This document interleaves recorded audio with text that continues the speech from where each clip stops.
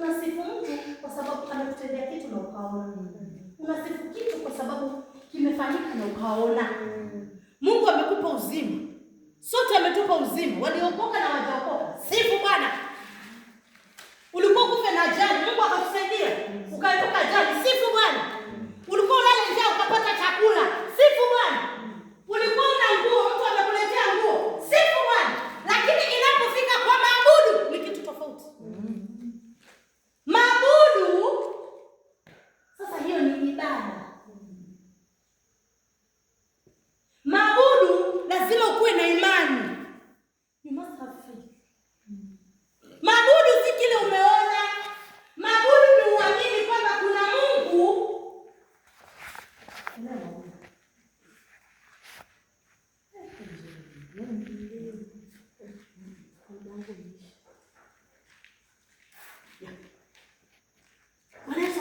Amen. Worship. Lazima tufike mahali we turn our music into worship. Zile nyimbo tunaimba tuziturn into worship.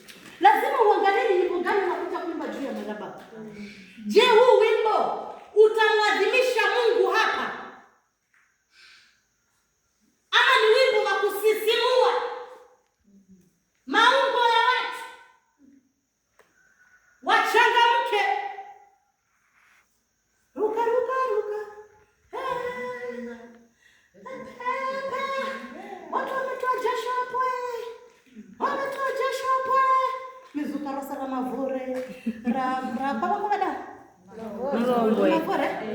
Mizuka la mavore kwa mrungi na bonyo sana kwa mrungi kwa batili zile. Na kuja kwa mrungi. Na kwa zia. Na mizuka rosa la kwa zia kwa mrungi. Rabigondini rahaura no kwa isirose. Reka na ajanuku kwa wadamodoli ndoko diendeini. Haya twende.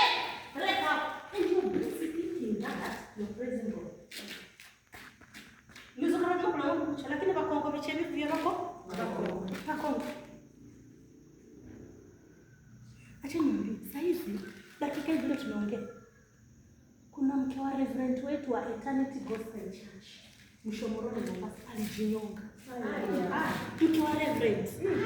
Sunday alishinda kanisani, akaongoza ibada, akachangisha, walikuwa na changizo zao, wamenunua kiwanja chao wanataka kumalizia. Wakamaliza, wakaenda nyumbani Sunday, Monday, Tuesday. Mama akachukua kamba. Atajua dedako Jumamosi chakanda. Yet she was a servant of God. Alikuwa anatumika wapi? Ni mama mchungaji mkali na mtoto. Tena ni mke wa reverend, sio pastor. Reverend anaangalia makanisa mengi. Anachukua kitanzi. My friend, don't joke with devil. Acha niwaambie, msicheke shetani. Kama unafanya kwa bidii na kwa moyo wote. Njoo nenda kutoka barafuni. Dada mrekolikisha. Uliona hiyo? Uliona? Dada mrekolikisha wa Maloza. Very beautiful woman. Paka kila mtu anashini kamele. Ndio chele, ndio mkeku. Manake ni mtu ni mwichi wa sere kwa wose. What happened? The answer is development. Development.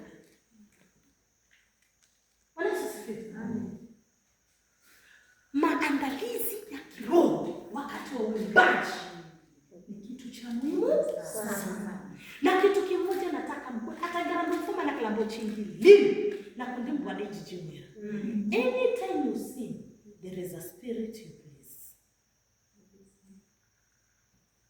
Wakati wowote unapoimba, nirudie kidogo. Wakati wowote unapoinua sauti kuimba, kuna roho unafurahisha mahali. Katika Mungu. Anaweza kuwa ni roho wa Mungu. Lakini wakati unashika microphone unaimba, kuna roho unasisimua mahali katika Mungu wa roho.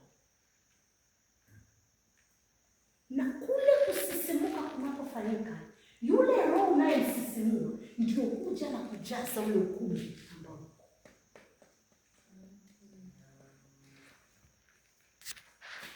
Yes. Ukisoma Biblia, shetani alikuwa malaika wa nyimbo, wa sifa mbinguni. Aliporushwa duniani, hatuambiwi alinyang'anywa uimbaji. Alinyang'anywa? Aliambiwa nenda peke yako? Alitupwa na kila kitu? Ndiposa unaona uimbaji wa kidunia unavutia watu sana kuliko uimbaji wa nyimbo za nani?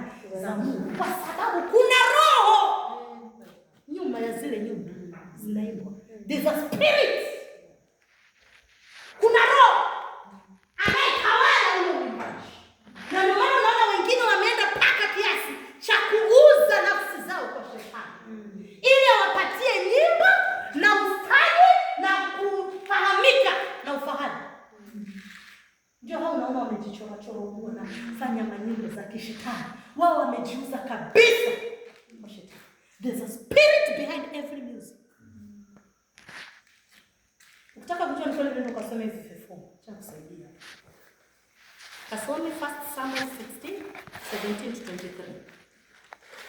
Samueli wa kwanza mlango wa 16 mstari wa 17 mpaka 23. Utaona pale Daudi akichezea nani? Sauli. Tumeelewana? Daudi alikuwa Sauli anapagawa ni roho zake. Lakini Daudi amejawa ni roho wa nani? Wa Mungu. Anapocheza muziki, nataka mnipate? Anapocheza muziki, yule roho wa Mungu ndani yake anayesimamia muziki anasisimuka. Anaposisimuka ndani yake, uwepo wake unatoka unajaza ule ukumbi na kila mtu mwenye yuko wapi? Pale ndani. Yule roho anatoka pale ndani ya Daudi, anaingia kwa huyu, anaingia kwa huyu, anaingia kwa huyu, anaingia kwa Sauli. Akiingia kwa Sauli, roho chafu anafanya nini? Anatoka. Sio kama tuelewana? Unaposhika microphone, kuna roho anafanya kazi ndani yako. There's a spirit working behind you. Kama umejiandaa vizuri, roho Mungu ataanza kuchemka tu. Atachemka tu, ataanza kutoka ndani yako. Ataanza kujaza ukumbi. Ataingia kwa huyu, ataingia kwa yule, ataingia kwa yule, ataingia kwa yule. Ataingia kwa kila mtu. Hapo unasikia mwingine alikuwa mgonjwa, amepona. Mwingine alikuwa anaumwa na mgongo, ameacha kuumwa. Mwingine ni kichwa, kimeacha kuumwa. Mwingine hajawahi nena na lugha, anaanza kunena na lugha. Mwingine alikuwa ni mchawi, anakimbia kabla kuambiwa na mtu. Anatoka kujua. Anaenda zake. Kwa nini? Kuna roho ameingia akajaza ukumbi. Sio tuelewana? Na kama utajiandaa, nguvu ya giza itakutawala. Na kile ulichobeba ndicho utapitisha. Hapo sasa. That is how serious it is. Yes. That is how serious musicians it is. Tell me. Kama umenena masengenyo na uko pale, utaimba, roho masengenyo atasisimuka ndani yako, ataanza kutoka, ataingia kwa wanakwaya wote, wamama wote, wazee wote. Kushangaa kanisa jina kuna. Ndio ulipokuwa unaimba, ulisisimua nguvu ya giza ndani yako. Ikajaa, ikatoka, ikaanza kuingia watu. Kaanza kujaza watu. I tell you for sure, there was a time kanisa la Eternity Gospel, Jeremiah kana kuguna. Yaani mpaka nikawapa kwa ngwe kanisa jikuna. Maana kwa nguni was serious. Na ndio praise and worship. Rida kuna na kuzala rida. Mpaka ndiki kwanza demon mpaka mundu anasema ya this is not normal. Hizi kawaida. Kuna siku niliota ndoto ya ajabu sana. Nikamwambia wote njoni hapa mtaona. Wote nikawatandika toka. Siku ibada. Nikamwambia mtatubu kwa sababu ya kusengenya. Leo mtatubu. Mmechachusha hii kanisa lote kwa sababu ya kusengenya. Why? When they are singing, roho aliye ndani yao anachemka. Na huyo ndiye anatoka. Edange kokoma jibikiria niko nangoni. Ni batineni. Ndibidi makuda kwa nuko kile. Lakini wengi ni wale ambao ni wanyo. Wote wanafanya nini? wanapokea, wanajaza. Ngero kuna choo, hiyo ni mchafanya andika sisi. Ngero kuna msharati ngo kuna sari andika sisi. I tell you the truth. That is what happens. Bwana asifiwe. Amen. Acha nionyeshe kitu. Andika nipi? Marko mlango wa 6 mstari wa 21 mpaka 28. Marko mlango wa 6 mstari wa 21 mpaka 28. Unapoenda kusoma hicho kifungu utaona hiki. Herode. Nani? Herode alitaka achezewe na msichana wake. Msichana wake alikuwa mwimbaji. Sawa? Msichana wake naye akaambia babake, sema chochote kile unataka nitakupa. Roho aliyekuwa ndani ya msichana ni roho giza. Roho aliyekuwa ndani ya Herode ni roho giza. Giza alitisha nini? Kichwa cha nani? Cha Yohana. What happened? Nini kilifanyika? Anafanya nini? Kwa nini? The music pleased the demon. And the demon demanded for the head of the head. Muziki ulisisimua nguvu ya giza. Na nguvu ya giza ikaomba kichwa cha nani? Mnafikiria ni vitu vingapi hii kanisa tumetoa? Ambia mwenzako hivyo ndivyo kulivyo serious. Ni vitu vingapi umekata wewe? Wewe kama mwimbaji ni vitu vingapi umekata? Bwana Yesu asifiwe. Amen. Tabia ya kukuja Jumapili kuimba madhabahuni kama hujajiandaa kuanzia leo. Koma kama vile ulikoma ulionya matiti ya mama yako. Ile siku uliacha kunyonya matiti ya mama yako, huko pia mpaka leo. Ndio hata kama kuna mambo hata kushinika mbele wanyumbani hapa. Ni la kujisadimika. Sasa tabia ya kukuja hapa Jumapili, asubuhi kwa gumbuka kwa hiyo presentation hata kwa kutia. Ni right for me alini. Maana katabumani. Mwambie mwenzako sijikoni usingekuwa unganyo bwana. Na jingi cha ihuria. Usatime kwenye kusena gneti. Tumela. Ni hatari kubwa sana. Nataka muone hilo jambo. Hata kama utashika kitu, shika ile. Unapokuja kuhudumu madhabahuni na hujachukua muda wa kujiandaa katika ulimwengu wa roho, ujitakase, umwambie Mungu akusamehe, akujaze na roho wake. Unapokuja zile dhambi zote ulizobeba wiki nzima, uchafu wote uliofanya kwa siri, ile nguvu ya giza imekupaka, hiyo ndio utasambazia watu. Hiyo utasambazia watu. Ndio wala choo ndio kwa kuona mpaka bosi kazi mbele kana choo. Ndio kwa choo. Ngeranda guna bakabu sita bakafanya la. Guna. Ngeranda la mbanga bakabu sita bakaba. Ngeranda ibanga bandu bakafanya la. Ibanga njekum. Ndio bakafusikira shirika fulani. Huko sero wadi. Ndio wewe bana ngana shirika mbele. Ngwa bwana. Wewe bila kiburi mgawia. Ulimgawia ile roho ile roho fanya kisiri hujaonekana. Lakini kile kilicho ndani yako ndicho unasambazia watu unaposimama madhabahuni kuhubiri. I want you to understand. Naelewa. Na understand. Bwana Yesu asifiwe. Utakuwaje mtu mzuri jamani? Romans 12:1 andika hivi. How do you please the Spirit of God when you sing? Utajitahidi aje ili kuhakikisha kwamba Roho wa Mungu ndiye anafanya kazi na wewe wakati unaimba. Warumi mlango wa 12 kuanzia mstari wa kwanza hapo kuendelea. Tutaenda kuisomea mwenyewe. Inasema basi ndugu na wasihi kwa rehema zake Mungu, itoeni miili yenu iwe dhabihu iliyo hai na kumpendeza Mungu. Ndio ibada yenu yenye maana. Waweza fanya ibada kuliko sio maana. Tuelewa? Wasihi. Jumapili mbili ya mwaka Januari mpaka Jumapili ya Disemba tunafanya ibada ambazo si zamani. Lakini bado ushafanya. Kufanya tu umefanya.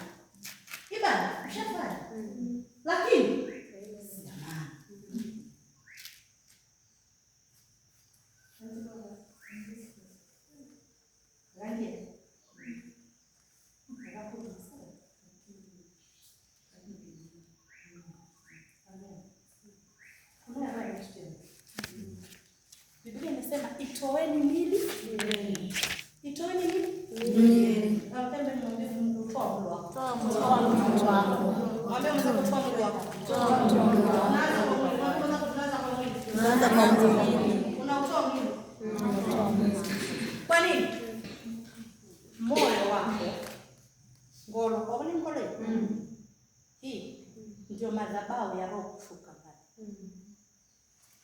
Umeelewa? Sasa unapotoa mwili wako kuwa dhabihu iliyo hai kwa Mungu, sadaka ni ndio dhabihu. Dhabihu ni kitu umetoa. Si sadaka umetoa. Sasa unautoa mwili wako huu kama sadaka kwa nani? Kwa Mungu.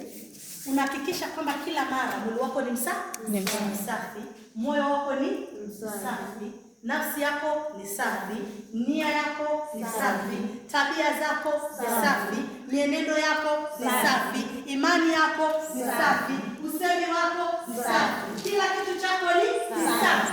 Unapokaa katika usafi, Roho wa Mungu anapata mazingira bora ya kuingia ndani na kutulia. Anapoingia, anapotulia, Bwana asifiwe. Wewe umejiandaa, unakuja unashika nini? Microphone. Unapoanza kuimba, unaanza na ule wimbo mmoja.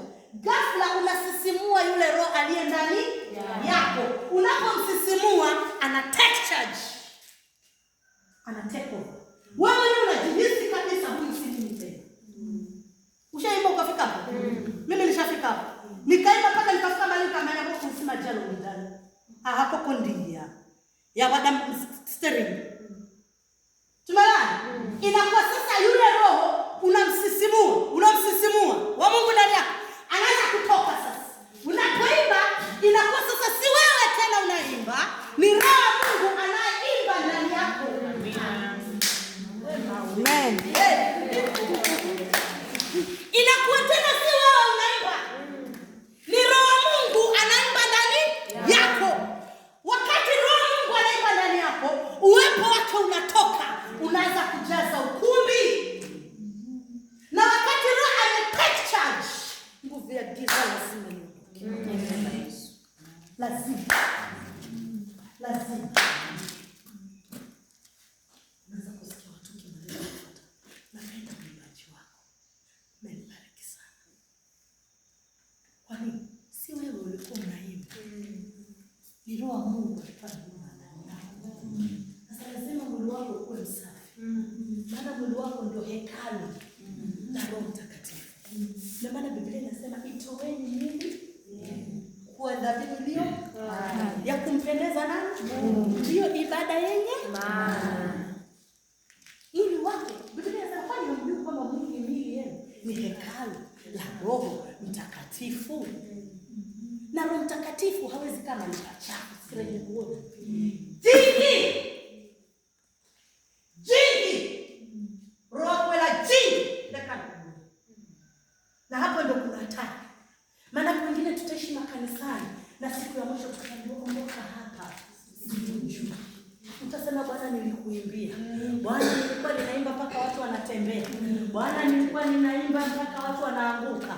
Bwana wewe unafikiria wanaangushwa ni roho, kumbe wanaangushwa ni stress zako. Yesu atakwambia toka hapa. Sikujui. Kwa hivyo nani si mimi?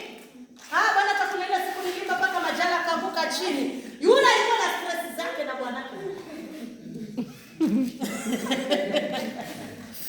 Yule alikuwa anakosewa kazini, yule alikuwa anakosewa jirani yule. Wewe usiniambie mambo ya kuniambia mpaka kabingilika alibingilisha roho gani? Si mimi nilibingilisha. Na Yesu ni shahidi mwaminifu. Atakwambia si mimi nilibingilisha.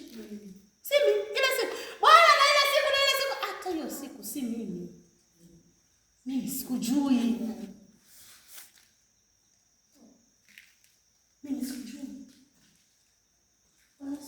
Amen. Tujifundishe kubadilisha nyimbo zikuwe maabudu. Na siri ni moja. Itoweni mwili kwa dhabihu iliyo ya kumpendeza Mungu. Maana ndio ibada yenye maana. Tukuwe wasafi. Katika mawazo wasafi. Katika matamshi wasafi. Katika tabia wasafi. Katika menendo safi. Katika imani safi. Juhudi zote tunafanya safi. Kuwa na tabia ya kutubu dhambi zako mara kwa mara. Mwambie Mungu akusamehe. Tunakosea kila siku, tu wanadamu. Lakini Biblia inasema moyo uliopondeka na kunyenyekea, mimi Mungu sitaudharau. Unapokuwa na kunyenyekea na kupondeka mbele za Mungu, na una tamanio la Mungu kukutumia, na kuhakikishia Mungu hatawahi kukudharau. Amen. Utakachoomba atakupa. Chukua muda, jiandae. Jiandae kabla hujakuja kuhubiri. Jiandae kabla hujakuja kuimba Jumapili, tafadhali wapendwa. Na usianze kujiandaa Jumamosi jioni. Hapana. Especially kama unajua wewe ndio unaimbisha ibada Jumapili. Anza Friday. Chukua siku yako katikati ya wiki. Shinda katika uwepo wa Mungu. Jiandae kabisa. Mwambie Mungu, nataka nikuone. Nataka Bwana ninapoimba na mimi nibarikiwe. Ninapoimba milango yangu ifunguke. Ninapoimba watoto wangu wapone. Ninapoimba utajiri unifuate. Ninapoimba baraka zinifuate. Na wewe jitamkie mema. Ikuwe ni silaha. Uimbaji ni silaha. Uimbaji ulifungua milango ya gereza Bwana Paulo na Sila wakatoka. Unafikiri ni mchezo? Wajana nikapata baba yangu kuchukua sumu bikafa. Ave mazi. Wecha shtukia gereza liko watu wa wako. Wewe unakuwa kama zote msafu bwana. Sipende kwa. Na nikafumaka banyala. Worship. Maabudu ni silaha ya kuvunja ngome. Maabudu ni silaha ya kutikisa milango ya gereza. Haijalishi ni paklo gani umefungiwa ndani. Haijalishi ni masidano wangapi wamewekwa hapo. Haijalishi ni nyororo ina gani umewekewa hapo. Haijalishi hata kama ni chumba cha kuni umewekewa kule. Unapoomba na kumsifu Mungu nyimbo za sifa, Biblia inasema milango ya gereza, misingi itatikisika. Na vifungo vyote vitalegea. Sio vifungo vya wengine, hata vyako vitafanya nini? Vitalegea. Kwa hivyo uimbaji ni silaha ya kushinda shetani. Uimbaji ni silaha ya kuvunja ngome. Uimbaji ni kwa hivyo uimbaji ufukuza wachawi ndio sana.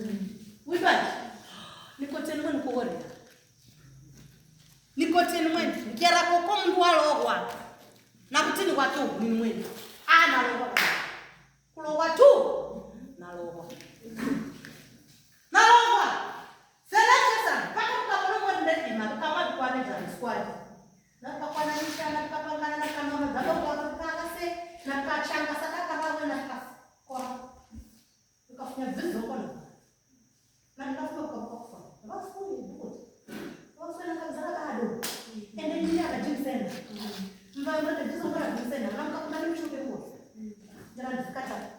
Mungu dukana maana gani wote? Why? The power of worship. Nguvu ya maabudu ni silaha. Kwa hivyo wakati unakuja juu ya madhabahu, jua umebeba silaha ya nguvu ya kufungua watu, ya kufungua mapasi, ya kukomesha upuzi wote wa giza unaoendelea.